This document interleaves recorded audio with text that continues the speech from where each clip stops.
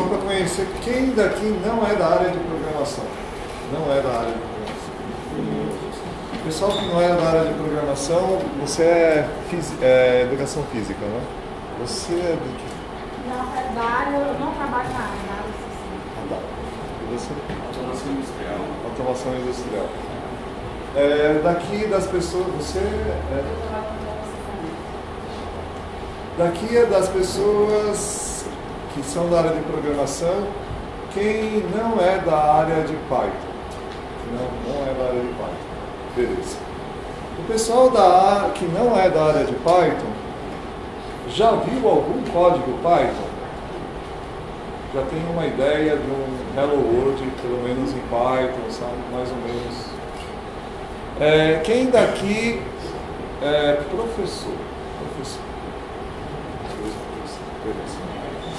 Daqui tem estudantes.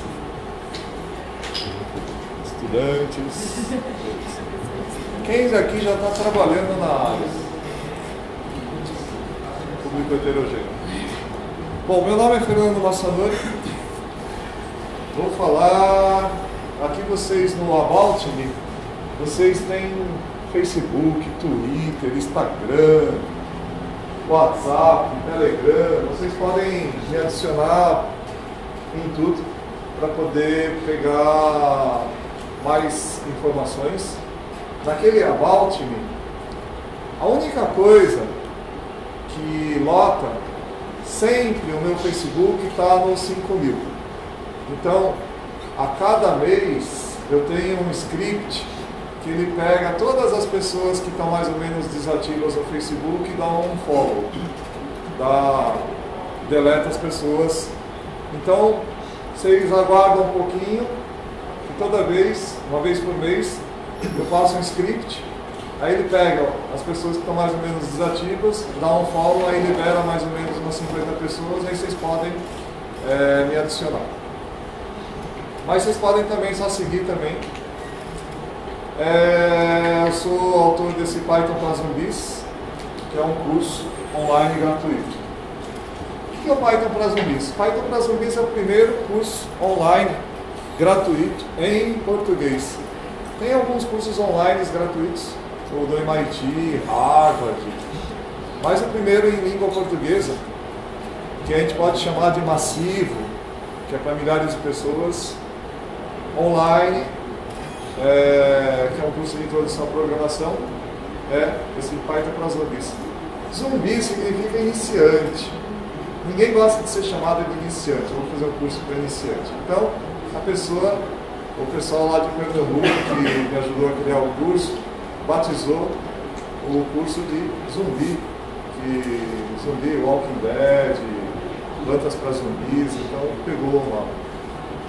É um resumo, em 18 meses, 3 pessoas que eu e mais 2 pessoas, tem vários outros voluntários, né? Tem front-end, tem um artista que ajudou a fazer os desenhos. Mais 3 pessoas que participaram ativamente, com 0 de dinheiro. Nós hoje estamos com 35.000 inscritos. Em abril, nós batemos 30.000 inscritos. Agora, nós estamos em agosto, nós estamos com 35.000. Para vocês terem uma ideia do que isso significa, um professor universitário, aquele professor que aposenta, e mesmo depois de aposentado, volta para a universidade para dar aula e continua com as suas aulas, ele atinge 3.000 pessoas. Isso é uma pesquisa americana. O professor universitário, presencialmente, ele atinge 3.000 pessoas. A gente conseguiu 10 vezes mais em 1 ano e meio. Isso me gerou 40 palestras em 9 países diferentes no ano de 2014. Nesse ano de 2015, eu tenho 56 palestras agendadas. E já recusei umas 10. Durante esses 2 anos, eu vou ter ido em 12 PyCons, que são as conferências de Python. Em outubro, eu vou para o Japão. Em março do ano que vem, eu vou para a África participar da PyCon Namíbia. Tem um banco inglês que patrocinou em março desse ano PyCon Namíbia a primeira vez. Em março do ano que vem, eles patrocinarão de novo PyCon Namíbia. E eu irei, se Deus quiser, estar na África. Então eu estarei nos 5 continentes. Quando eu estiver na África, eu terei estado nos 5 continentes, nas PyCons. Isso é bacana porque a gente faz um monte de amigos. Esse é um pessoal aqui da Python Nordeste. Eu fui na aula inaugural, me convidaram para a aula inaugural da Federal do Maranhão. A Federal do Maranhão resolveu adotar Python para ensinar programação. Na semana retrasada, me convidaram para dar uma palestra sobre computação e educação na Universidade de Campinas. A Unicamp, na reunião da congregação, decidiu adotar Python para ensino de programação para todas as engenharias. A Universidade de São Paulo, a Poli, Engenharia Politécnica, faz 2 anos, tinha decidido mesmo. A Engenharia Politécnica, faz 2 anos, ensina programação com Python. Python é muito forte no ensino de programação. Aqui eu estou vendo, tem muita gente nova, talvez não saiba, mas nos Estados Unidos, nas universidades mais importantes, Python domina na educação. Em disciplinas de introdução à programação, Berkeley ensina introdução à programação com Python, o MIT ensina de introdução à programação com Python, Cornell. Tem muitas universidades também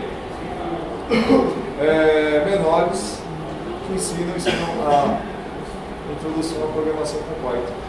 Mas aqui no Brasil, a Federal do Rio de Janeiro, na semana passada, recebi um e-mail de um professor que é muito famoso, chamado Fernando Castor. Fernando Castor é um dos professores mais influentes da Federal do Pernambuco. Esse cara, ele deu uma palestra na Campus Party de Recife, falando sobre as 5 linguagens mais importantes que todo programador deve aprender. Eu assisti essa palestra e eu admiro esse cara, porque ele fez uma pesquisa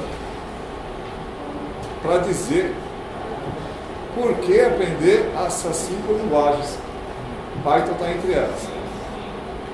E eu fiquei surpreso, porque ele me mandou um e-mail pedindo dicas de como utilizar Python para ensinar programação, porque a Federal do Pernambuco vai começar a utilizar Python para ensinar programação, pelo menos no curso dele. Então Python é uma linguagem muito utilizada para ensino de programação. E nas minhas viagens a gente vai notando que o pessoal utiliza, mas não divulga muito. E é uma coisa assim importante. Esse pessoal, o pessoal da Itália, da PyCon da Itália, é um pessoal muito divertido, é muito parecido com o pessoal daqui de Minas. Lá eles têm um negócio chamado PyBirra, que é parecido com o PyBar daqui. Na primeira noite, você vai com uma pulseirinha do evento, e aí você tem o chopp de graça lá no bar do James Joyce. Lá, o congresso lá da Itália é na Florença. Chique, né? Florença. Tem o rio, e na margem do rio tem um bar, Aí você vai lá com a pulseirinha, tem um monte de mesinhas em frente para o rio, e você fica bebendo cerveja e conversando com o pessoal. E eu conheci lá um cara chamado Alex Martelli, que é um dos caras mais importantes da comunidade Python. O Alex Martelli é um cara que está a nível de diretoria da Google. E ele, hoje, ele está no nível que ele decide projetos. Ele está no time de cloud da Google. Eu falei, bom, eu vou lá só para escutar o que esse cara tem para falar. Porque esse cara que está no nível que decide projetos, quais projetos vão para frente, quais projetos vão ficar esperando. Aí esse cara viu que eu estava escutando, só escutando. Ele falou assim, pô, você aí, eu só estou falando, fala um pouco sobre você.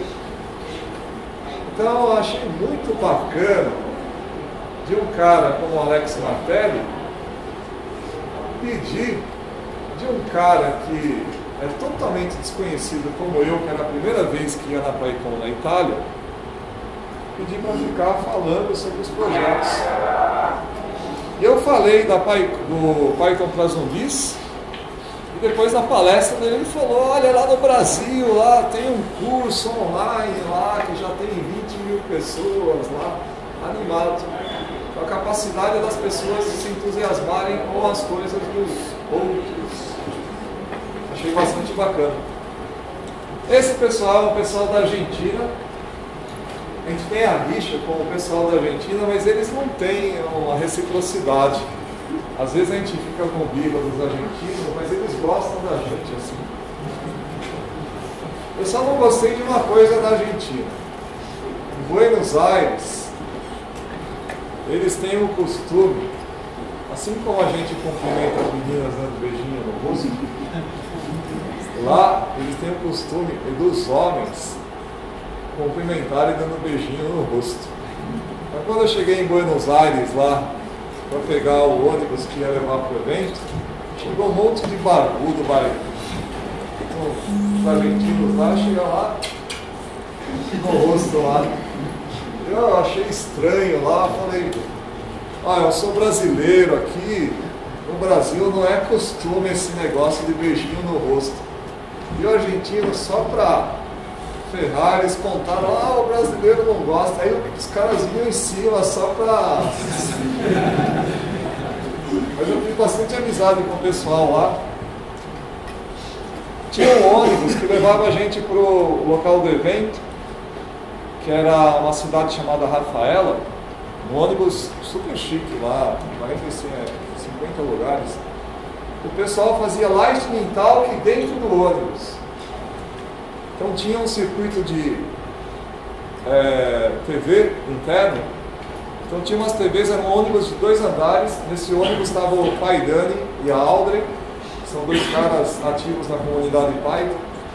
Então a gente tinha um esquema que a gente fazia palestras relâmpagos, e a gente fazia a palestra relâmpago, todo mundo ficava assistindo pelo circuito interno de TV do ônibus. Então era muito da hora, porque a viagem era longa, então a gente ficava assistindo a palestrinha relâmpago lá dentro do ônibus. Então muito bacana.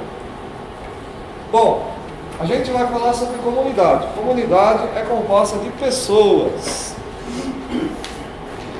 Então eu vou contar algumas histórias de pessoas.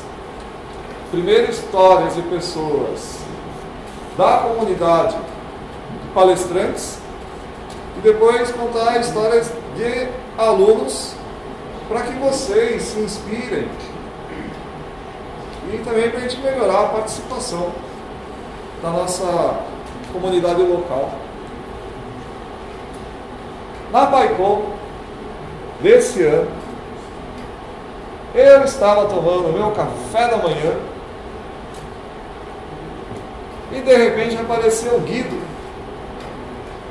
Esse é o Paul Everett. Ele é mantenedor de um framework chamado Pyramid. É o filho dele. O filho do Paul Everett começou a contar algumas coisas para o Guido, que é o criador da linguagem Python. Até aí, tudo bem. Falei, bom, garotinho lá, começar a contar as coisas, café da manhã, mas eu sou lento no café da manhã, foi passando o tempo, o Guido ficou 25 minutos escutando o bacurizinho. E eu achei aquilo muito legal. Porque o Guido é um cara muito ocupado. E eu tirei a foto e postei a foto no Twitter. A comunidade Python retweetou esse bagulho. Se vocês forem ver esse Twitter, tem 89 retweets e uns 90 e tantos likes. Eu coloquei isso aqui. Quando você vê que os desenvolvedores podem trazer os seus filhos para a PyCon, e o Guido dá atenção para eles. Quando eu fui na PyCon, eu vi num blog alguns conselhos de como aproveitar a PyCon. E o pessoal falou o seguinte: a PyCon é um evento diferente. Quando você vai num evento de programadores, você vai encontrar um monte de gente que é desenvolvimento web. E o pessoal vai falar de Puppet, vai falar de Ansible, de Docker. Mas na PyCon você vai encontrar um cara que é especialista em grego e latim. O outro, a menina, faz mixagem de rap. O outro cuida de um telescópio, que é o maior telescópio do mundo. A menina cuida de animação na Disney. O cara cuida de criação de ovelhas e está fazendo um software de criação de ovelhas. Então, a melhor coisa que você tem que fazer é desligar o celular, deixar um pouco o celular, deixar um pouco o notebook, levantar a cabeça e olhar as pessoas. E foi isso que eu fiz.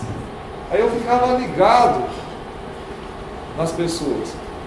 Na palestra, no keynote, soltaram essa frase: construir uma comunidade é não ter pressa, ter um tempo para estar ligado nas pessoas. E lá uma coisa muito legal, que as refeições eram muito divertidas. Porque quando você tem numa mesa uma menina que faz mixagem de rap, a outra cuida de animação na Disney, o Big Hero foi todo feito em Python. Uma hora eu sentei na mesa com o pessoal que fez a criação do Big Hero, o pessoal que fez a criação de multidões, a criação dos pontos de áudio. Tem um pessoal que trabalhava com o Bank of Boston, Bank of America, Citibank. Então são pessoas diferentes. As conversas eram muito diversificadas. Toda hora tem alguém que fala que para criar negócios você tem que pensar fora da caixa. A melhor forma de você pensar fora da caixa é você conviver com pessoas que não são da sua caixa. E isso é muito legal. Na PyCon, a gente encontra gente que é de sociologia, gente que é de psicologia. Tem um cara que submeteu uma palestra que é como compor poemas. Como é que era o título da palestra? É uma coisa do tipo composição de poemas utilizando machine learning. Mas é um bagulho assim que é totalmente diferente da minha caixa. Na mesa lá, a maior parte das vezes eu era o único cara que tinha trabalhado com desenvolvimento web. Isso era muito legal. Outra coisa bacana esse é o dia anterior ao começo da PyCon. Uma das coisas que o pessoal mais gosta é o dia anterior ao início do congresso, que é montar sacolinhas. Isso que o pessoal estava fazendo aí fora, eu achei divertido, que o pessoal estava montando os crachás, é uma coisa muito comum na PyCon, na EuroPython aconteceu também. No dia anterior ao primeiro dia do evento, o pessoal gosta de fazer essa linha de montagem para fazer a montagem das sacolinhas. Na verdade, tem muitas pessoas na comunidade Python que ficam, entre aspas, em estado de alerta, esperando um chamado. Um chamado para o caso de ter alguma necessidade de ajuda. Aí o pessoal vai lá ajudar. Esse cara aqui é o Alex Gaylor, é um core committer, foi keynote da Python Brasil, do Porto de Galinhas. Esse aqui é o Heineck. Esse cara é maior barato, muito engraçado. Ele trabalha com aquele negócio assim, um tornado, né? Tem um monte de caras aqui. Então, construir uma comunidade, construir uma cultura de serviço. Isso é muito importante. O Uber, o núcleo dele é feito em Python.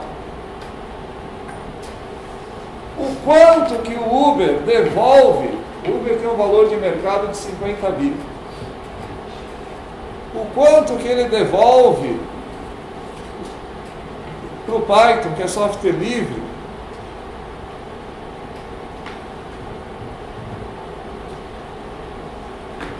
o valor daquilo que ele cresceu.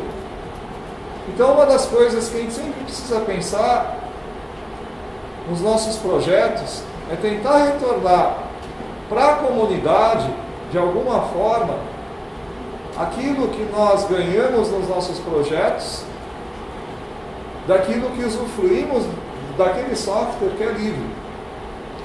Então, uma das coisas, construir a comunidade, é construir uma cultura de serviço. No dia seguinte, tem todas essas sacolinhas prontas. A gente sempre tem que estar pensando em como tornar uma comunidade de software livre autossustentável. Como a própria Python Software Foundation, ela tem formas das empresas que lucram doarem dinheiro para que a Python Software Foundation ajude a comunidade. Então, por exemplo, você tem uma empresa, a empresa usa Python, ela ganha muito dinheiro. A empresa ela pode doar dinheiro para a Python Software Foundation e a Python Software Foundation ela pode retornar para a comunidade sob a forma de um grant ou financial aid para que a comunidade ela possa se desenvolver. Eu fui eleito faz 2 semanas como parte de um comitê. Cada continente tem 2 representantes que votam os grants de pedido de financiamento da Python Software Foundation. Então, por exemplo, o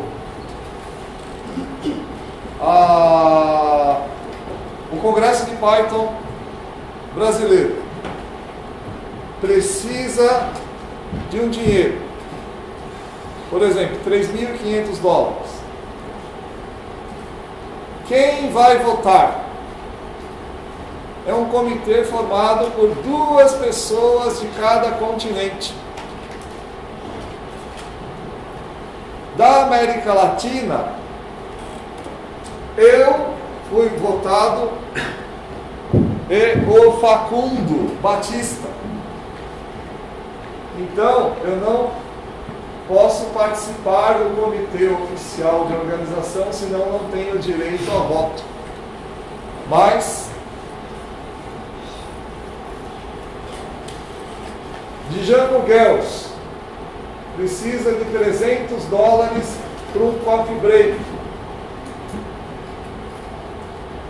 Fazem um pedido, esse pedido vai parar nesse comitê. Eu e o Facundo temos direito a um voto. Na África tem 2 pessoas que têm direito a um voto, cada um. Na América e assim por diante. Da onde que vem esse dinheiro? Por exemplo, o SendGrid, ou o Uber. O Uber ganhou um dinheirão danado com o Python. Se ele quiser, ele pode doar $1 milhão para a Python Software Foundation para reverter para a comunidade, para essas coisas que auxiliam a comunidade a se autossustentar. E esse dinheiro não é um dinheiro pequeno. Números de diversidade. 1/3 dos palestrantes da PyCon de 2014 foi mulher. 1/3 dos palestrantes da PyCon de 2015 foi mulher. 1/3 dos palestrantes da DjangoCon deste ano é mulher. A DjangoCon é no mês que vem. O Pai Natal, 1/3 dos participantes do ano passado foi mulher. Esse ano teve uma eleição da diretoria da Python Software Foundation. Dos eleitos, 7 foram mulheres, 4 foram homens. Então a diversidade na Python Software Foundation é uma coisa impressionante e real.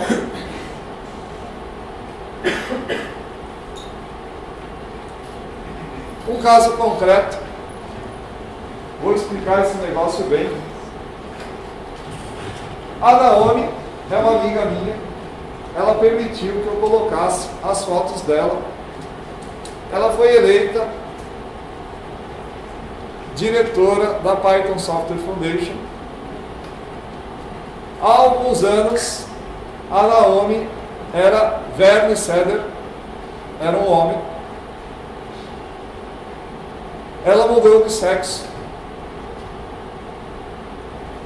Ela pediu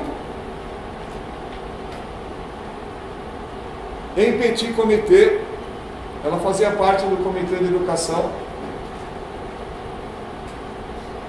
Ela confidenciou para o grupo que ela deixaria a comunidade Python.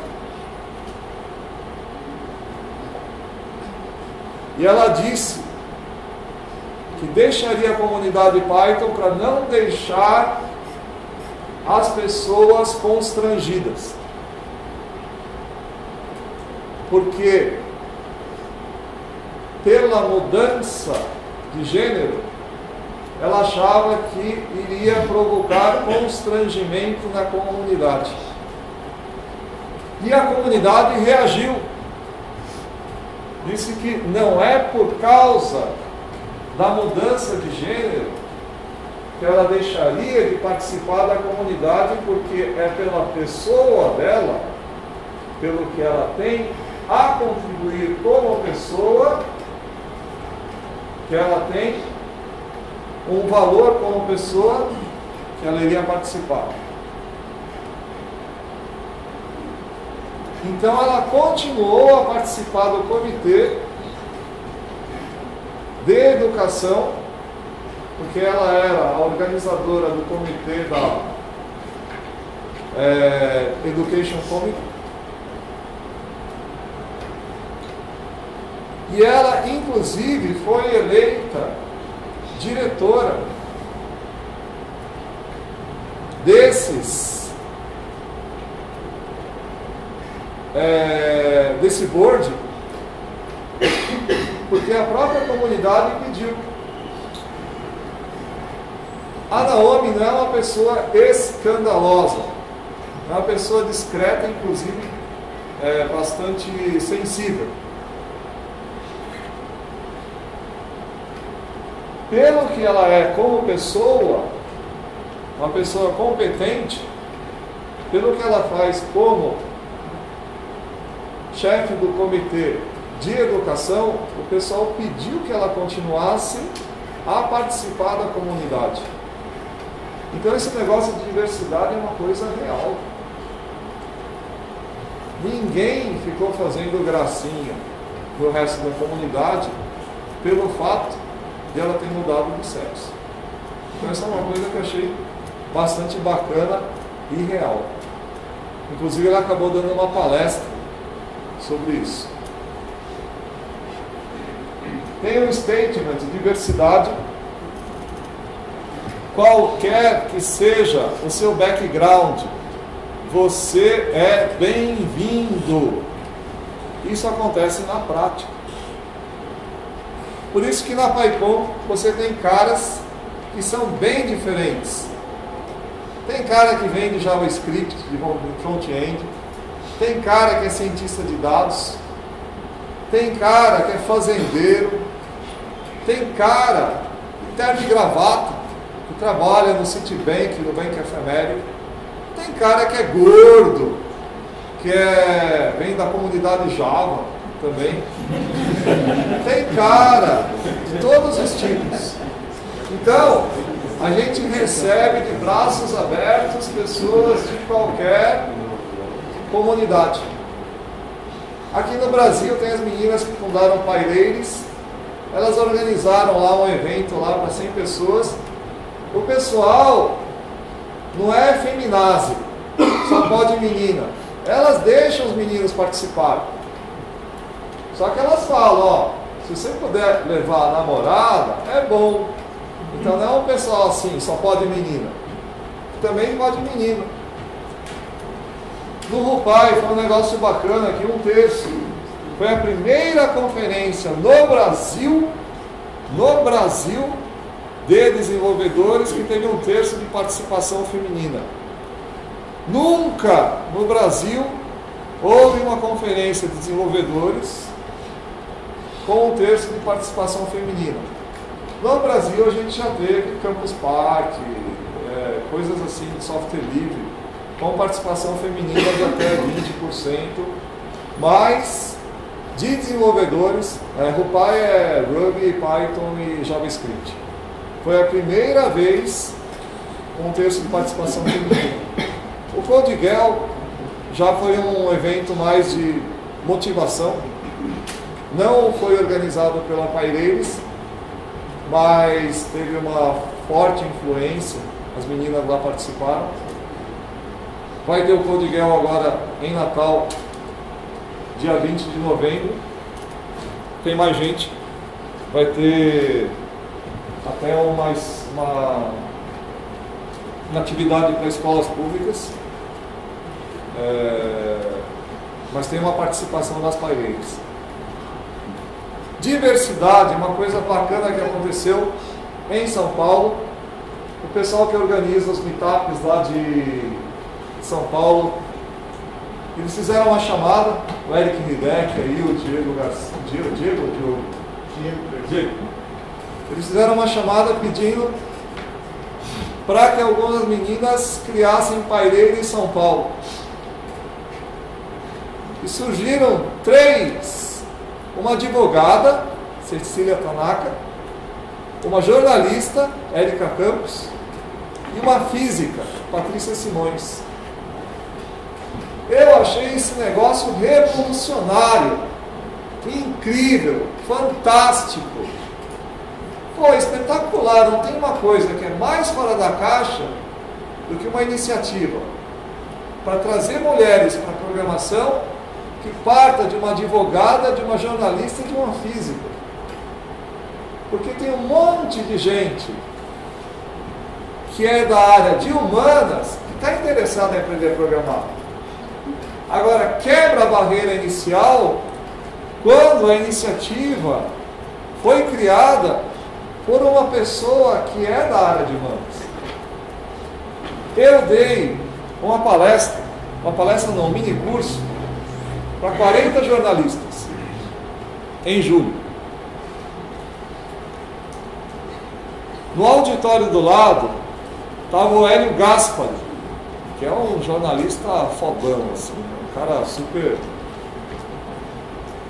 E eu, concorrendo com o Hélio Gaspari, tinha 40 jornalistas querendo aprender Python, para aprender a fazer raspagem de dados.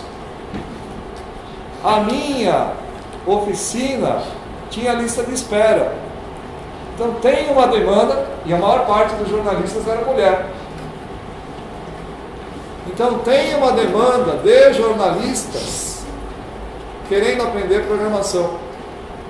Quando você tem uma jornalista que funda PyLadies, isso aqui é uma coisa que atrai gente.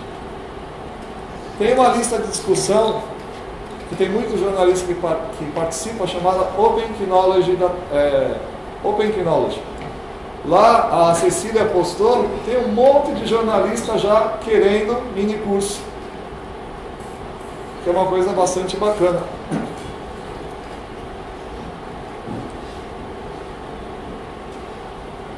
Construir uma comunidade, unidade na diversidade. Vocês podem pensar, mas se eu tenho advogado, jornalista, psicólogo... esqueci de falar que a Naomi, ela é doutora em letras clássicas, grego e latim clássico. Que bacana, pessoal lá da Unidade Python, a transgênero. Isso não pode virar uma torre de Babel, uma bagunça, uma zona? Não, porque a gente tem o Zen do Python. Tem uma coisa que dá unidade para as pessoas.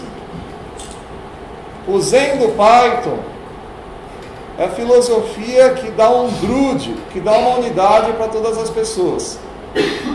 Bonito é melhor do que feio, explícito é melhor do que implícito, simples é melhor do que complexo. Todas as pessoas, o filósofo entende, o psicólogo, a Cecília Tanaka entende a Érica, porque as duas entendem o Python, entendem a filosofia do Python. E a unidade mais a diversidade montam uma coisa que se chama comunidade.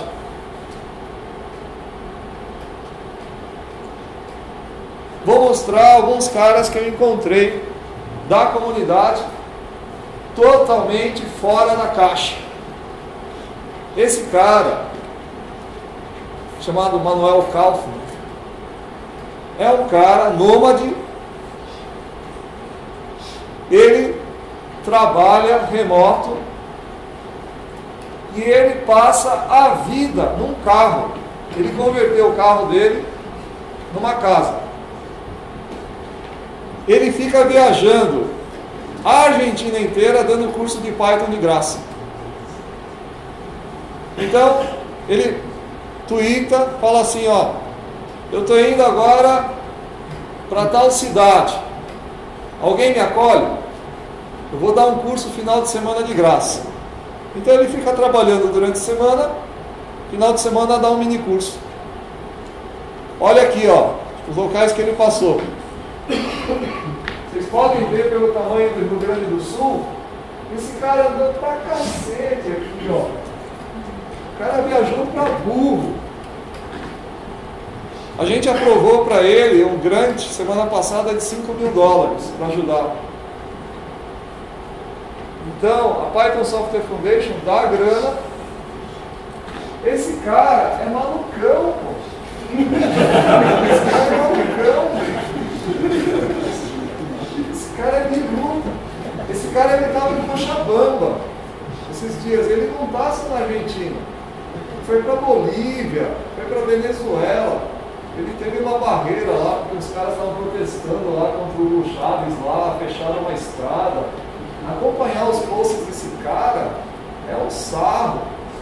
E, ó, aqui, ó, no Rio Grande do Sul, olha os locais que os caras estão passando. E esse cara, ele trabalha remoto, ganha vida trabalhando remoto, nômade digital, mas os finais de semana o cara está ensinando Python. Malucão! Vocês querem um cara que pensa mais fora da caixa do que esse biruta aqui?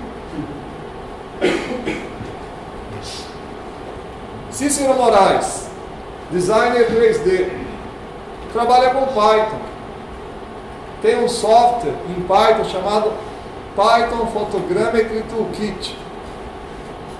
Serve para reconstrução facial. Ele é um perito. Você encontra um cadáver, um crânio. Eu preciso reconstituir, principalmente a polícia, né? Reconstituir de quem que era o defunto. Esse cara ficou famoso por causa da reconstituição facial do Santo Antônio de Pádua. A Universidade de Pádua mandou a fotogrametria de um crânio, sem dizer de quem era, e mandou o histórico médico. Ele fez a reconstituição, depois eles falaram, isso aqui é o Santo Antônio de Pádua. Isso gerou uma publicação na revista Science.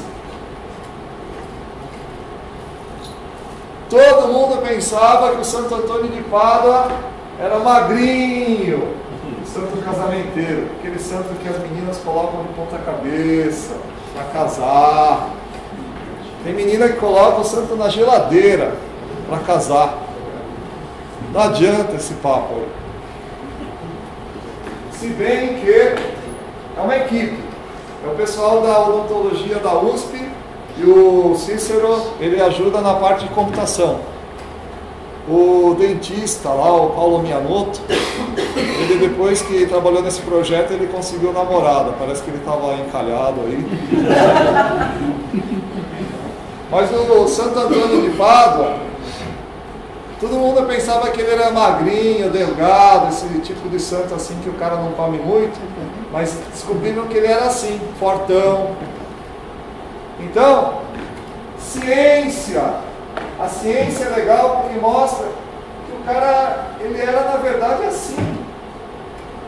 E ele fez a reconstituição e fez a impressão 3D desse cara. Então, a verdade, a ciência, é isso. Mais ainda, esse cara fez a reconstituição facial dessa tartaruga aqui no Jabuti, que sofreu no incêndio a perda do casco. O bichinho ia morrer. Vou mostrar um vídeo.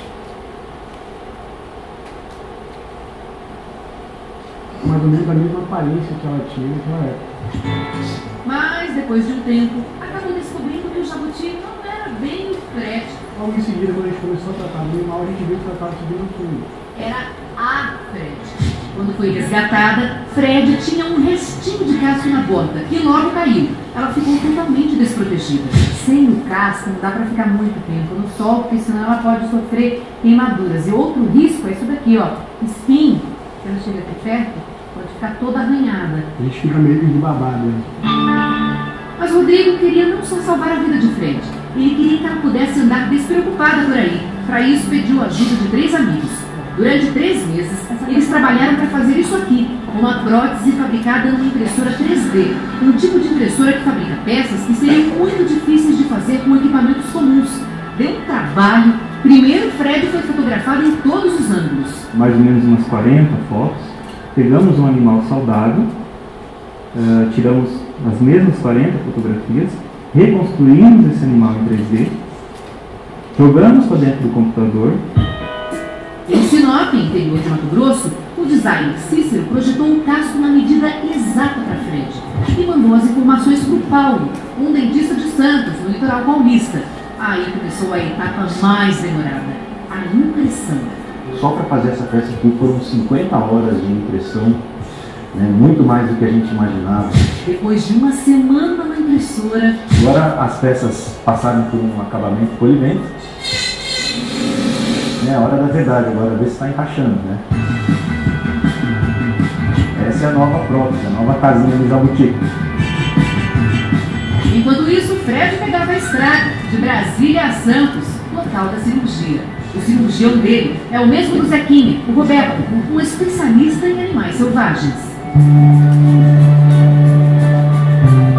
A operação começou tensa.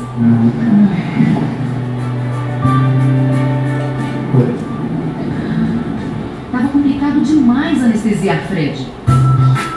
A segurança não estava indo. Então a gente vê que ela está bem fixa.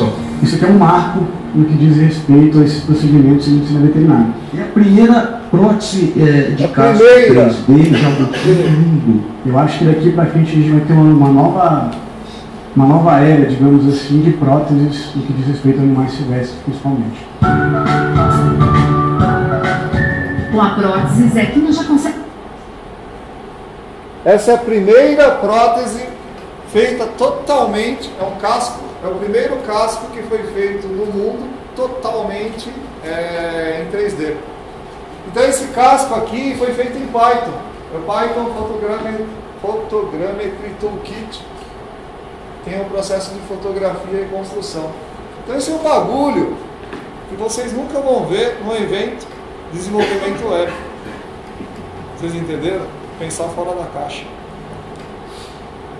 Esse é um estudante FATEC da noite, Leandro. Ele aprendeu Python comigo. Ele trabalhava como helpdesk de um sistema proprietário da TOTOS chamado Proteus. Ele só aprendeu Python estruturado e falou: putz, eu quero trabalhar com Python, eu quero sair desse negócio. Ganhava R$ 2.600, 3 filhos. Largou o emprego. Falei: pô, cara, você é corajoso, hein? Ele falou assim: bom, me ajuda aqui. Eu falei: o que você sabe fazer? Eu falei: ó, eu aprendi a trabalhar com a parte funcional do Proteus, que é o financeiro. Eu sei programar. Bom, então tenta fazer customizações do Proteus. Ele descobriu que o Proteus trabalha com SQL Server.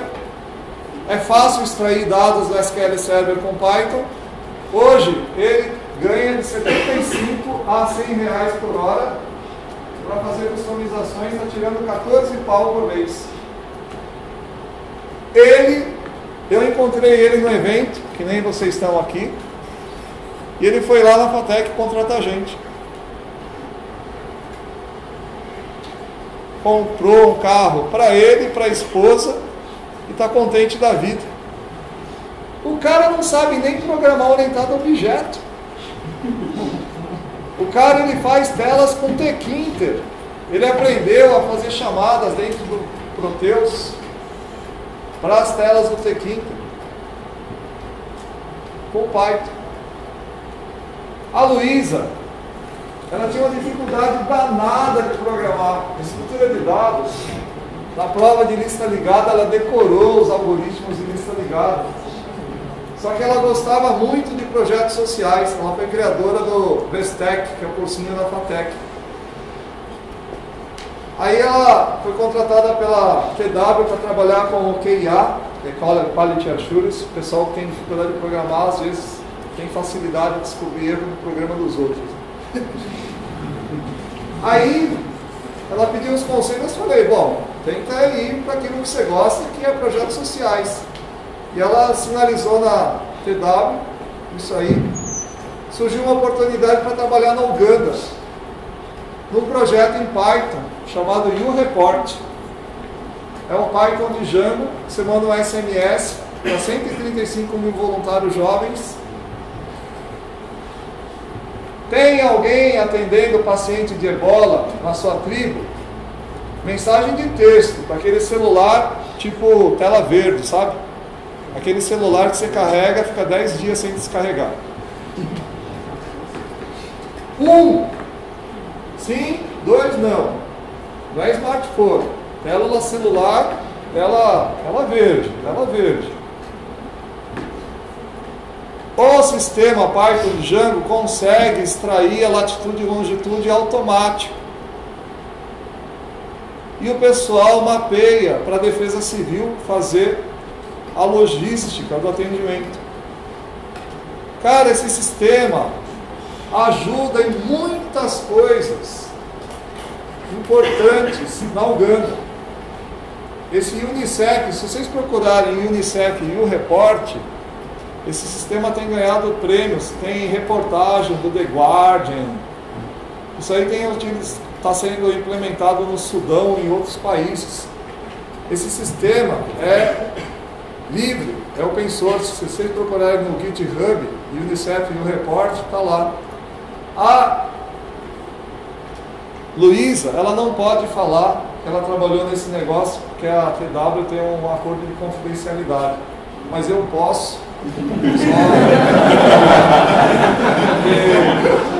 É só você analisar o GitHub no período que está lá que ela teve lá na África lá, e ler os commits dela.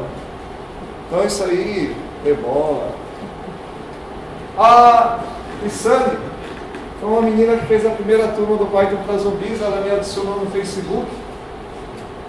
Eu achei estranho o nome dela, depois eu fui ver, ela era do Xingu. No ano passado ela me adicionou, ela falou, pô, assisti todos os seus vídeos, eu estou aprendendo, estou gostando pra caramba da área de computação. Aí no ano passado ela me disse que tinha gostado demais do curso. No final do ano eu vi que ela ia ser homenageada lá no Copacabana Palace lá. Eu perguntei para ela, por que você está sendo homenageada?